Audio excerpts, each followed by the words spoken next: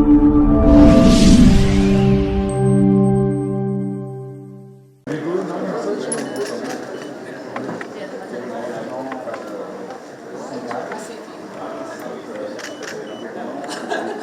are managing.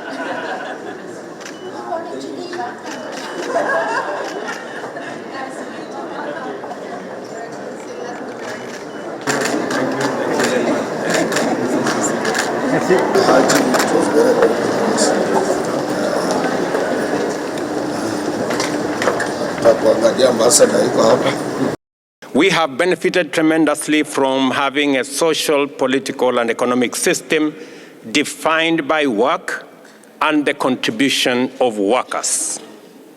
At the heart of our progressive constitution are national values and principles of governance with social justice and all its dimensions, family at the core. As Kenyans, we find no problem whatsoever in accepting that social justice provides solutions for the most urgent and pressing issues of our time. I am delighted to note that this summit has not been shy to confront even uncomfortable subjects, including the need to make significant progress in democratizing the International Labour Organization as part of enhancing social justice all the way from the workplace to international relations, as well as the urgent matter of just transition to give the world a better chance of actualizing the global aspiration of a better future of work. I commend you for recognizing the importance of these matters and addressing them in a committed, serious, and solution-oriented manner. The ILO system is worker-oriented in that it primarily represents workers' interests. Yet, labor rights are affected by both employment and unemployment. It should concern us. And this must be one of those moments in humanity's story. The work and not just talk. Distinguished guests all. I believe that the world tireless advocates of social justice, not only for Barbados.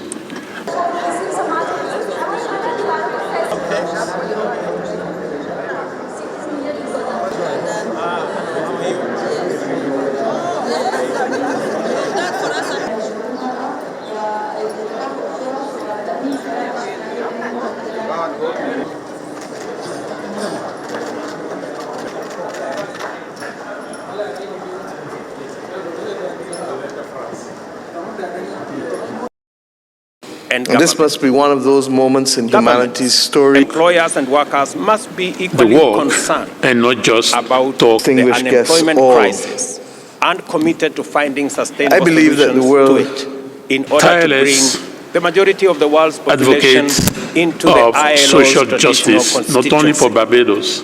Majority of the world's unemployed people live in the global south, and especially in the continent that I come from. On average, Africa invests 30% of its annual budgets, or $150 billion, on educating and training of its youth and workforce. Only 30% of them join the workforce, and all the way to 70% stay unemployed. Being credible also means that we must strive to create a society where everyone is treated with respect. And that we are not treating discrimination because of who you are.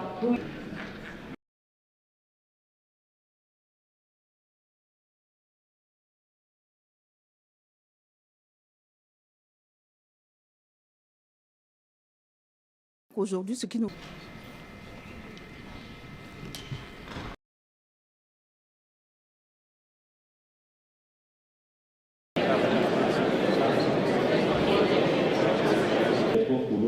a été fondée. Cette injustice sociale touche les plus vulnérables, économique qui soit climatiquement neutre, inclusif.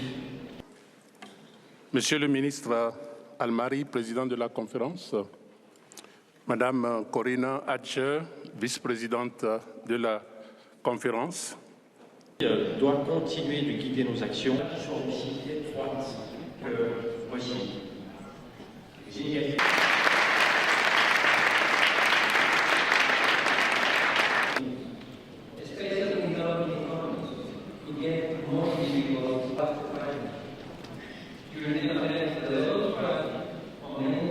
Are still reeling from the impact of the COVID-19 pandemic.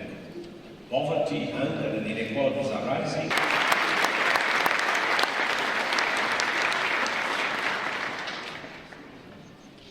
Viser un support dépendant par les inégalités de naissance déchirées. From 22 participating international organizations.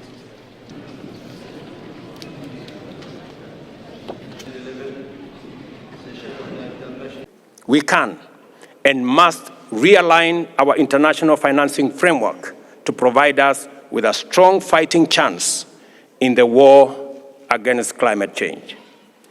What I propose is neither wishful nor unheard of in terms of nature, scope, or speed of necessary change.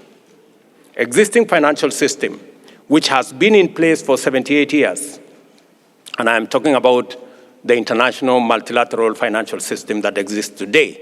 It was crafted out of a series of meetings that took place in a small town called Bretton Woods in the United States over the course of only 1 month. It just took 1 month for us to come up with the financial architecture that exists today in July 1945. Let me give you another example. In 1989, after the fall of the Berlin Wall, it took European leaders only 6 months to set up the European Bank for Reconstruction and Development.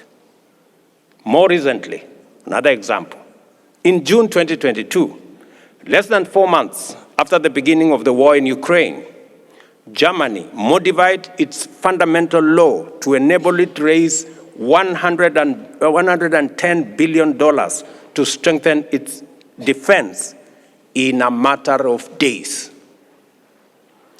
These serious crises were addressed through quick, resolute action by determined leaders. This is evidence of what can be done when stakes are high enough. The stakes have never been higher now in the existential crisis that is climate change. There is no reason why setting up appropriate financial mechanisms should take any longer.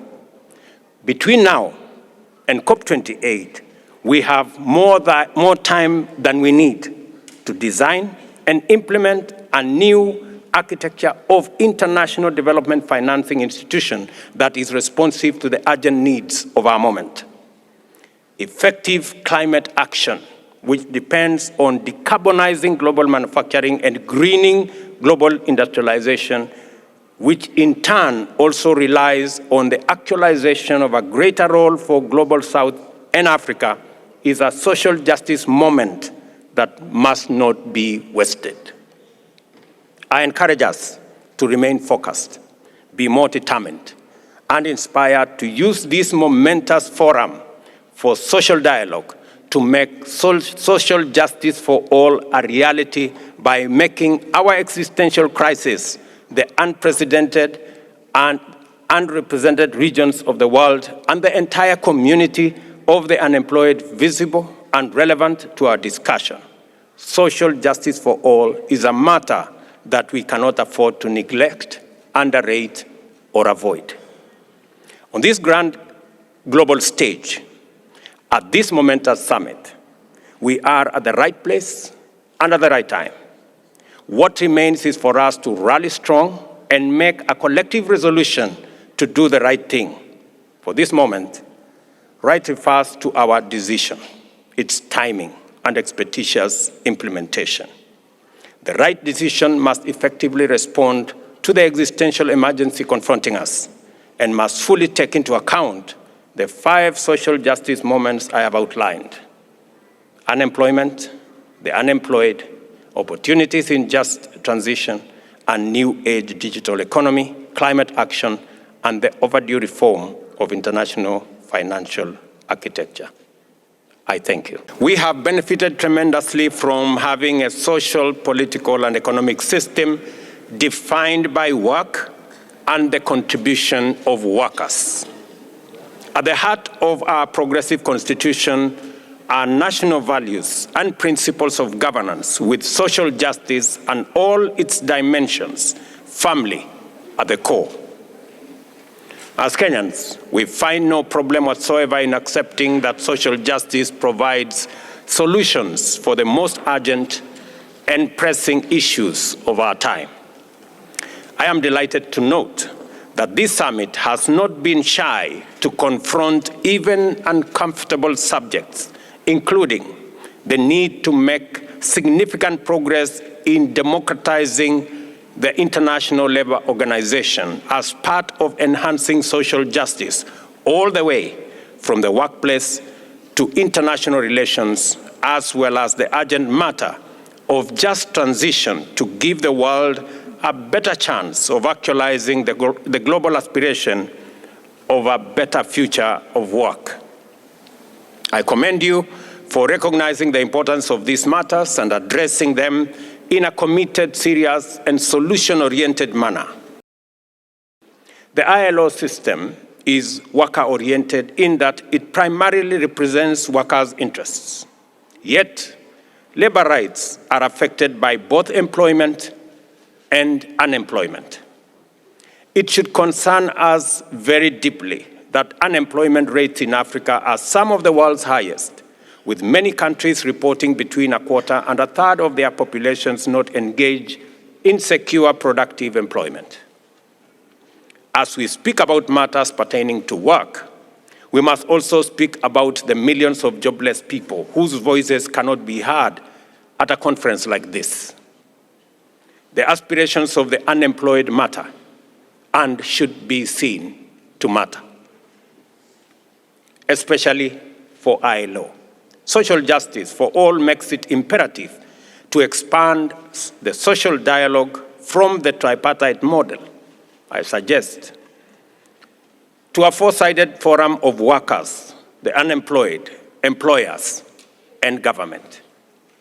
Governments, employers, and workers must be equally concerned about the unemployment crisis and committed to finding sustainable solutions to it in order to bring the majority of the world's population into the ILO's traditional constituency.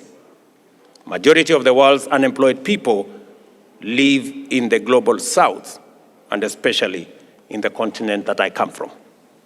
On average, Africa invests 30% of its annual budgets, or $150 billion, on educating and training of its youth and workforce. Only 30% of them join the workforce, and all the way to 70% stay unemployed. What a waste. This perennial waste of human capital and productive opportunity must squarely form part of the most urgent concerns of workers, employers, as well as governments. Traditionally, it has always been a concern of the unemployed and government. I believe we will score serious breakthroughs when we incorporate unemployment and the unemployed into the social dialogue, and therefore suggest that for social justice to become a reality and for this World of Work Summit to live up to its description, we must expand the scope of social dialogue to bring these millions of jobless people to work. Automation has disrupted the employment market, rendering many people jobless and eliciting profound concern that machines are going to drive humanity out of work and possibly into poverty. We have to find clarity on the question of whether technology promotes or undermines employment and job creation. We must exploit the opportunity of social dialogue to deepen and enrich our collective understanding on this matter and to reconcile our diverse positions on the implications of technological disruption in the workplace. In this regard, this forum provides the perfect platform to mobilize the best ideas into the development of policies and programs that promote new occupations and frontier jobs in the digital ecosystem. I would like to illustrate the immensity of the promise of this second social dialogue momentum by using the example of Kenya. To implement our bottom-up economic transformation agenda, we have committed significant investment to develop 100,000 kilometers of last-mile fiber optic connectivity under our digital superhighway pillar. Additionally, we have entered a partnership to develop necessary infrastructure to provide 25,000 Wi-Fi hotspots at market centers throughout Kenya. Further, we are in the process of constructing 1,450 ICT hubs so that every county assembly in the Republic of Kenya will become a center of digital learning, business transaction, commerce, and work. We are committed to empowering Kenyans to tap into the emerging opportunities of the digital economy and to connect and engage globally while enjoying the comfort of their villages. Faced with an increasingly uncertain future, which abounds with relentless complexity, it is our duty as government and employers to do all we can to increase the number of people represented in conferences like this as workers. Social justice for all is never going to be free of charge or famously cheap. And we happened to have settled the most important unasked question of this summit: who bears the burden of social justice for all? It is no longer tenable for us to continue the toxic conversation of North versus South. Who did what? Who contributed, who did not contribute? Who is suffering, who is not suffering? Who is suffering more, who is suffering less? That conversation is no longer unhelpful. We are in this existential threat together. The Global South, as much as the Global South, is in trouble. On this matter of climate change, there is no developing or developed countries. We are all developing. In the Global South, we have renewable assets that can be useful to the Global North. In the Global North, you have technology and financing that can be useful in unlocking the potential of green energy, green industrialization, green manufacturing from the Global South. Working together in a win-win arrangement is what will get us the solutions we are looking for climate change.